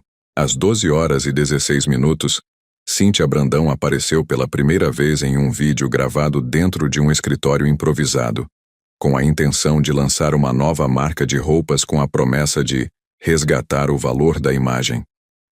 O vídeo foi recebido com indignação. Em menos de 3 horas acumulava 300 mil comentários, a maioria exigindo que ela saísse do espaço público. Uma jovem comentou: "Você virou a loja do que a gente mais quer deixar para trás." Às 13h50, Davi reuniu o conselho da fundação. Apresentou o novo plano: criação de uma escola de formação para lideranças comunitárias que atuariam como pontos de apoio legal e psicológico para vítimas de exclusão. Nome do projeto: Base 21, em referência ao artigo 21 da Constituição que garante acesso igualitário aos bens públicos. A proposta previa formar 1.000 lideranças nos primeiros 6 meses. Às 14h27, grupos empresariais conservadores começaram a articular um boicote silencioso a empresas que apoiavam a fundação. Uma lista circulou em grupos fechados com o título "Marcas que se renderam ao politicamente correto." Davi, ao saber disso, disse apenas: se defender dignidade virou questão ideológica, então essa ideologia venceu. Às 15 horas, o nome dele apareceu em um editorial internacional como exemplo de filantropia de ruptura, ao lado de nomes históricos de mudança social.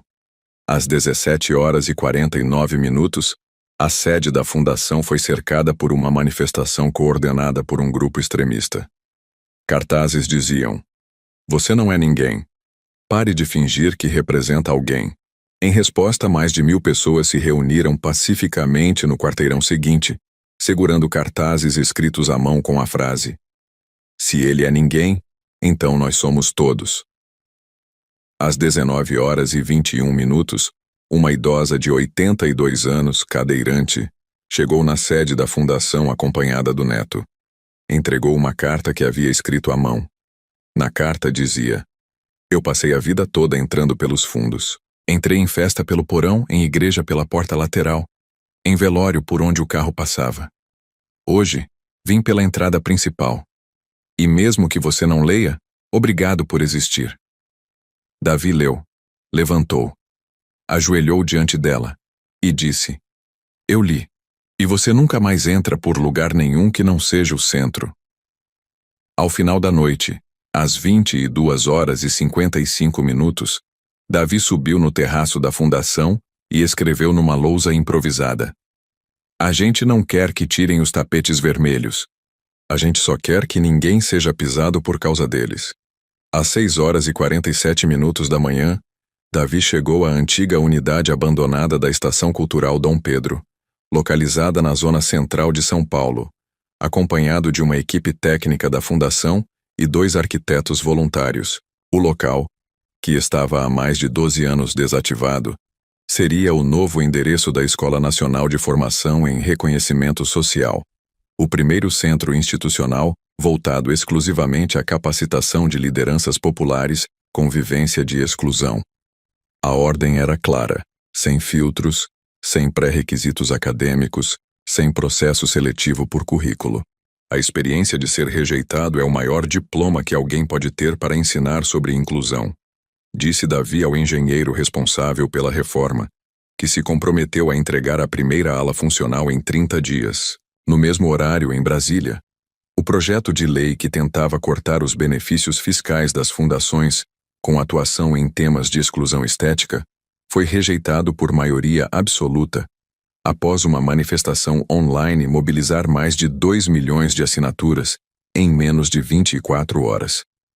Ao saber da decisão, Davi não comemorou.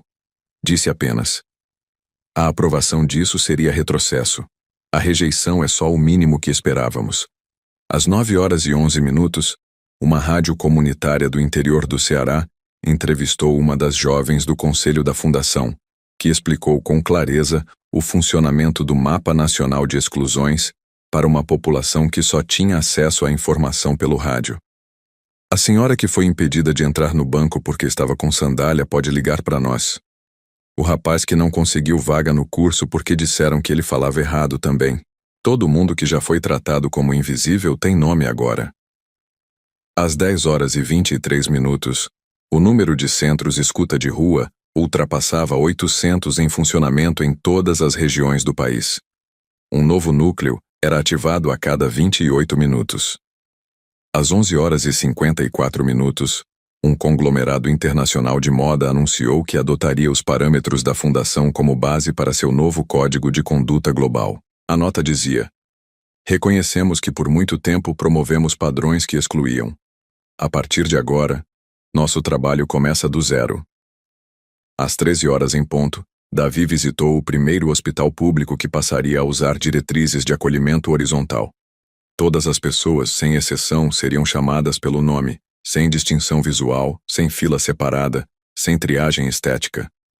No corredor, uma técnica de enfermagem se aproximou dele com os olhos marejados. "Meu pai morreu esperando atendimento porque achavam que ele era morador de rua. Agora eu sei que a morte dele não foi normal. Foi construída." Davi a abraçou. Disse: "Seu pai vive nessa mudança." Às 15h33, o site da fundação recebeu um novo relato. Um jovem de 16 anos fora impedido de entrar em um hotel de luxo porque usava mochila e boné. O gerente o chamou de deslocado. O sistema localizou 7 casos semelhantes na mesma rede. Uma ação civil foi instaurada no dia seguinte. Às 16h28, Davi se reuniu com a ministra dos Direitos Humanos para consolidar a parceria que permitiria aos escuta de rua acesso direto ao banco de dados do Sistema Único de Assistência Social. Quem escuta precisa ter meios para agir, disse ele. Às 17h51, a exibição de um documentário sobre o caso Davi, produzido por uma rede internacional de jornalismo, parou o horário nobre de 4 países.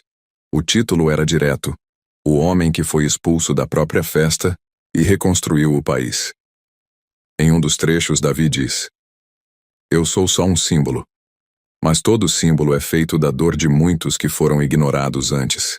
Às 19h12, Cíntia Brandão reapareceu, desta vez em um podcast gravado clandestinamente, onde tentou minimizar sua culpa. Na verdade, era só uma festa. Ele exagerou. A fala viralizou negativamente. Um advogado escreveu em resposta: A festa era sua. O vexame nosso. Mas a reparação dele. Às 20h40, Davi caminhava entre os corredores da nova sede da Escola Nacional, ainda em obras, quando um pedreiro o chamou. Você é mesmo o cara da televisão? Ele respondeu: Sou só alguém que já foi barrado como você. O homem então riu. Então tamo construindo essa escola com as mesmas mãos que já nos empurraram para fora. Davi apertou a mão dele com força. E agora ninguém mais empurra. Às 22h03, o sistema do Mapa Nacional de Exclusões bateu a marca de 200 mil relatos validados. Davi não fez postagem. Não deu entrevista.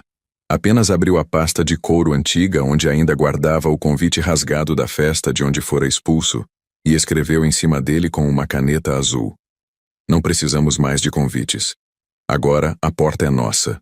Às 5h46 da manhã, Davi Alencar acordou no mesmo apartamento de 2 cômodos onde morava, antes de se tornar um dos empresários mais discretamente influentes do país. Após doar a maior parte de seu patrimônio, abrir mão do controle da fundação e transformar em política pública, o que antes era iniciativa pessoal, decidiu que o último passo precisava acontecer fora das câmeras e longe do centro do poder. Havia apenas um endereço em sua agenda: o bairro onde cresceu, na periferia da Zona Norte, onde dezenas de histórias como a sua foram apagadas antes de começarem. Ao sair de casa, encontrou a rua ainda vazia, com o asfalto rachado, os postes com lâmpadas apagadas e 3 crianças descalças brincando de pular o esgoto coberto com tábua. Um dos meninos olhou para ele e perguntou: Você é o moço da televisão? Davi respondeu: Sou só o moço que voltou.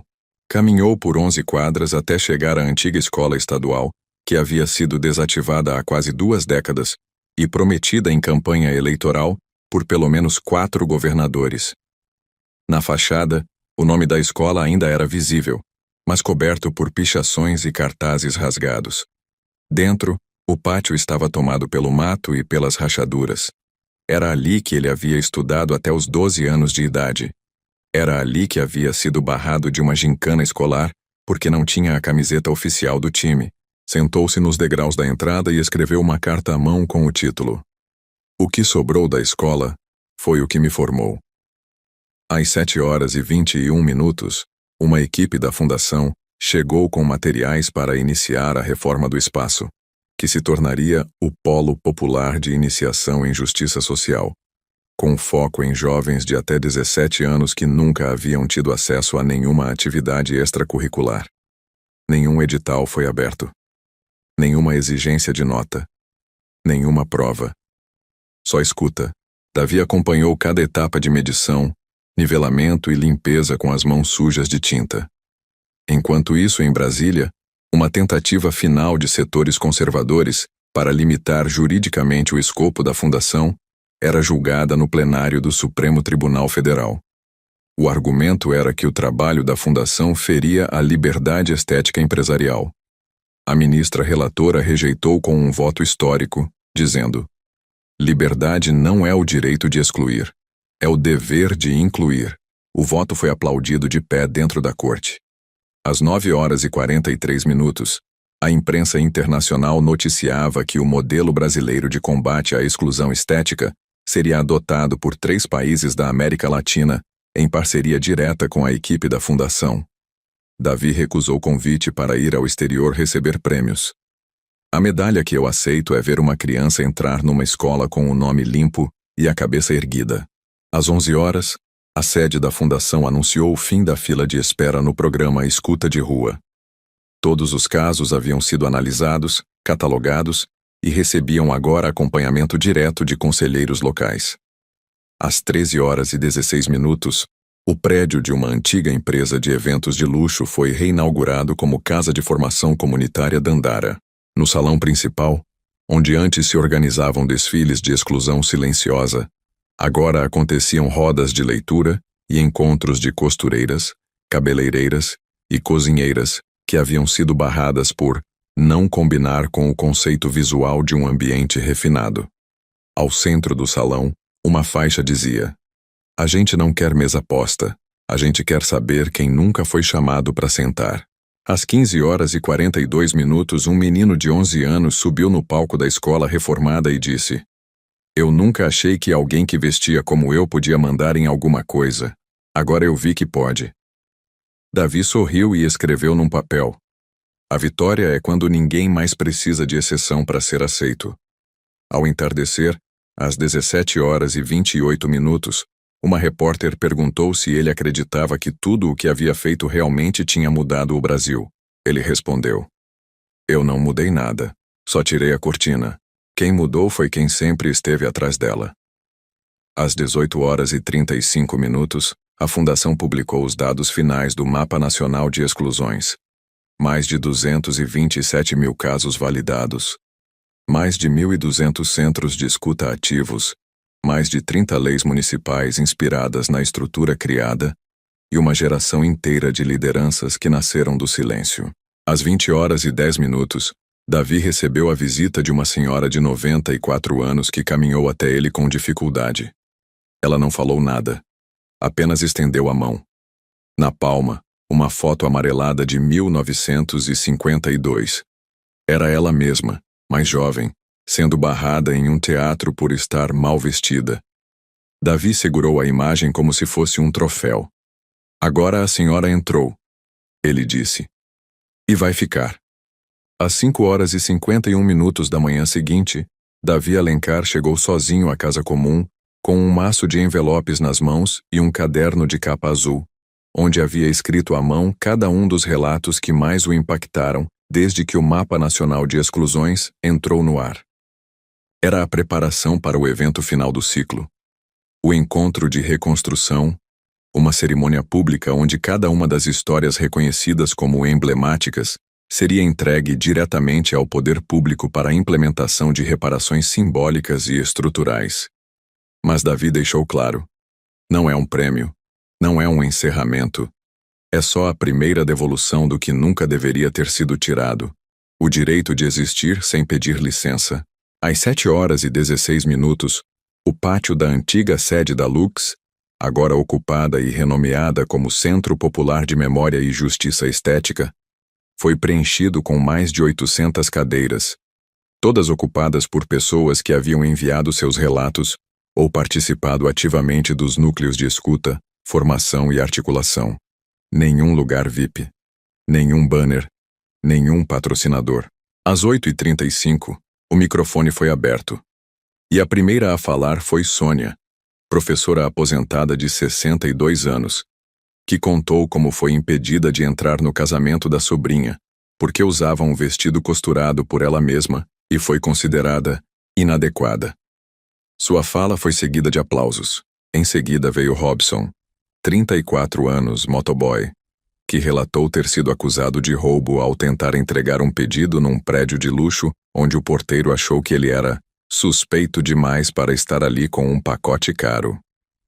O vídeo do seu relato ao vivo viralizou em questão de minutos, com mais de 1 milhão de compartilhamentos. Às 9 horas e 52 minutos, Davi subiu ao palco carregando os envelopes com os relatos selecionados. Um a um, leu em voz alta, com nome completo, data, local e descrição do episódio. E ao final de cada leitura, entregava a cópia diretamente nas mãos de representantes do Ministério Público, Defensoria e das Secretarias de Direitos Humanos presentes. A plateia chorava, mas não era tristeza, era reconhecimento. Era a prova. Às 11 horas em ponto, uma rede nacional interrompeu a programação para transmitir o evento ao vivo. Pela primeira vez na história recente, uma cerimônia não religiosa, não institucional, feita por e para excluídos, era assistida em cadeia nacional. Às 12h42, foi anunciada a criação do Fundo Nacional de Reparação por Exclusão Social Estética, com recursos provenientes de multas aplicadas a empresas e instituições que haviam sido denunciadas e condenadas com base nas evidências do Mapa Nacional. O fundo seria gerido por um conselho independente, com representantes das vítimas. Às 13h53, uma mulher indígena de 38 anos chamada Eliane, que havia sido impedida de entrar em uma loja de departamentos por usar cocar tradicional, subiu ao palco com a cabeça erguida e disse: "Quando me expulsaram, disseram que minha roupa não era moderna. Hoje eu sei que era ancestral." E Davi a abraçou dizendo: "Você não foi barrada pela roupa.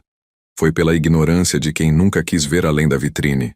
Às 15h20, a Comissão Nacional de Igualdade e Acesso divulgou nota afirmando que todos os casos reconhecidos pela Fundação teriam acompanhamento jurídico e social permanente. O Brasil havia se tornado o primeiro país a reconhecer institucionalmente a exclusão estética como violação de direitos. Às 17h, Davi voltou para o escritório e tirou do bolso o primeiro crachá da festa onde tudo começou. Ainda estava rasgado. Ainda tinha as manchas do vinho que alguém havia derramado na noite em que ele foi empurrado para fora. Fixou o crachá na parede da sala, ao lado de um cartaz com a frase: "A porta era minha, mas não importava, porque a chave estava com eles." Embaixo, colou um segundo cartaz escrito por uma menina de 9 anos, participante do projeto de leitura da Fundação. "Agora todo mundo tem chave." Às 19h27, Davi caminhou até o alto do viaduto do chá, onde dezenas de moradores em situação de rua participavam de uma roda de conversa promovida pelo núcleo Escuta de Rua da região central. Sentou-se entre eles e ouviu. Durante 2 horas ninguém tirou foto, ninguém interrompeu. Um rapaz chamado Leandro contou que tentou entrar em uma igreja usando chinelo e foi impedido. Uma mulher chamada Joana disse que por não ter documentos era tratada como se não existisse. Davi anotou tudo, e ao final disse apenas: "A exclusão não acaba porque criamos leis. Ela acaba quando ninguém mais acha que é normal."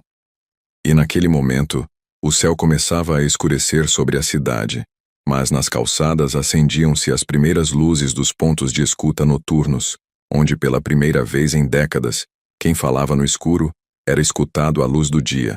Às 6h18 da manhã seguinte, Davi Alencar acordou com o barulho de crianças brincando na quadra da antiga escola estadual transformada em polo de formação. A estrutura ainda era simples, mas havia cadeiras, mesas, material de estudo, refeições quentes e principalmente olhos atentos. Naquela manhã, ele não vestia terno, nem sapatos caros. Usava chinelo, camiseta desbotada e uma calça que havia guardado por mais de 15 anos, da época em que foi barrado de um evento por não se vestir adequadamente. Quando desceu para o pátio, foi recebido por dezenas de alunos que o chamavam apenas de Tio Davi. Ele sentou com eles no chão, cruzou as pernas e começou a contar a história de um homem que um dia foi expulso de uma festa onde ninguém sabia quem ele era. "E ele era o dono?" perguntou uma menina. "Era, mas ninguém reconheceu." "E por quê?" "Porque ele não parecia importante." "E ele ficou triste?" "Ficou, mas depois entendeu que o problema não era ele, era o que aquela festa acreditava ser valor." Às 9h12, a última reunião da Fundação naquele ciclo foi realizada com todos os 12 membros do conselho. A pauta era simbólica. Cada um entregaria uma carta com recomendações para o futuro da estrutura, caso Davi não estivesse mais presente. Ao final, Rosana disse: "Mesmo se você sumir, essa casa já tem raiz. Não depende mais do seu nome. Depende da nossa lembrança." Davi assinou um único documento: a transferência permanente do controle administrativo da Fundação para uma rede autônoma de conselhos comunitários conectados em rede, com acesso direto a ferramentas de decisão e orçamento. Agora não é mais meu. É nosso. E se alguém tentar privatizar, limitar ou personalizar de novo, a estrutura se vira contra isso. Mitos, às 11h58, ele saiu pela porta da frente da fundação com uma sacola simples nas costas e caminhou por mais de 40 minutos, até a estação de trem onde embarcaria para o interior do estado. Ao longo do caminho, foi reconhecido dezenas de vezes. Ninguém pediu foto. Só apertavam sua mão. Às 13h36, Davi chegou a uma pequena cidade onde, anos antes, havia sido rejeitado para uma vaga de estágio por não ter o perfil desejado para lidar com o público. Ele se dirigiu à mesma empresa e pediu para falar com a atual diretora.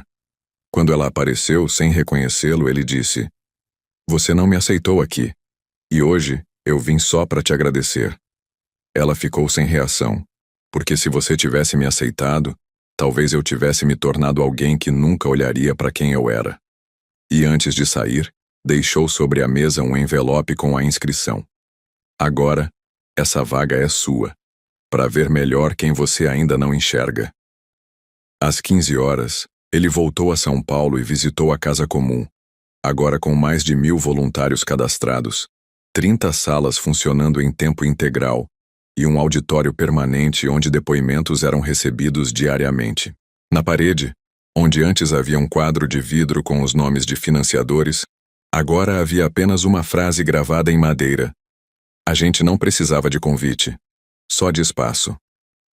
Às 17h12, Davi foi até a antiga mansão onde tudo havia começado. A mesma onde fora humilhado e empurrado escada abaixo por não parecer importante o suficiente. O prédio agora servia como Museu da Exclusão Estética. No salão principal, os visitantes não encontravam obras de arte nem objetos de luxo. Encontravam histórias, relatos impressos, vozes reproduzidas em áudio, roupas, mochilas, crachás e até um vestido costurado à mão que uma senhora havia usado ao ser barrada em um batizado. E no centro, embaixo de uma luz branca, o crachá rasgado de Davi. A placa dizia: "Este homem não foi reconhecido, e por isso reconheceu milhões." Às 19h20, já do lado de fora, Davi caminhava por uma rua escura quando viu uma mulher tentando entrar com a filha num restaurante. O garçom dizia que a casa já estava cheia. Havia mesas vazias. Ele se aproximou. "Ela pode sentar comigo." O garçom hesitou. Depois reconheceu Davi e abriu espaço. A mulher agradeceu com os olhos. E a filha sorriu. "Você é o moço do crachá?" Ele riu. "Sou só alguém que aprendeu a não ignorar ninguém." Elas comeram. Ninguém tirou foto. Às 21h10, Davi voltou para casa. Escreveu em seu caderno a última frase daquele ciclo: "Eu fui humilhado sem que soubessem quem eu era. Mas agora todo mundo sabe quem todos nós somos. E isso ninguém mais pode apagar." Fechou o caderno, colocou sobre a mesa e dormiu. Se você chegou até aqui, deixa um comentário contando o que achou. Sua opinião é muito importante para nós. Compartilha esse vídeo com seus amigos e familiares. E não esquece de se inscrever no canal e ativar o sininho para não perder nenhum dos nossos novos conteúdos. Cada like, comentário e compartilhamento nos ajuda a continuar criando conteúdos incríveis para vocês.